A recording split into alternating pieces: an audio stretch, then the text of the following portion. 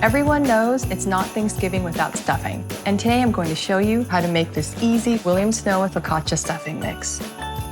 First, I'm going to turn on the stove to medium-high. I'm going to add some olive oil. You can add avocado oil if you want.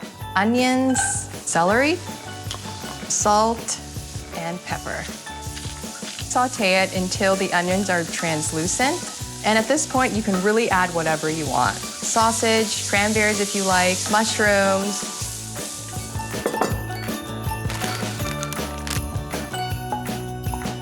I like to add about half a cup of stock at a time. I'm going to add all of the stock. It's probably about 3.5 to 4 cups. I like my stuffing to be a little bit mushy, but you can really do it however you want.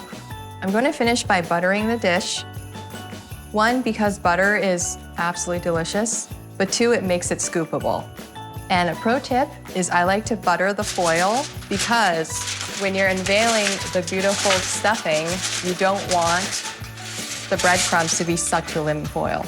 So I'm gonna add all the stuffing mix to the baking dish and just a few more kumquats. Stick it in the oven at 375 for 20 minutes and then uncover it and leave it in there for about 25 minutes or until it's golden brown up top. You'll know when it's done, when it's warm throughout and golden brown. Now I'm gonna add some fried sage. Let it rest for 10 minutes and you have fantastic stuffing. Check out the stuffing mix and other Williams-Sonoma Thanksgiving staples at williamssonoma.com.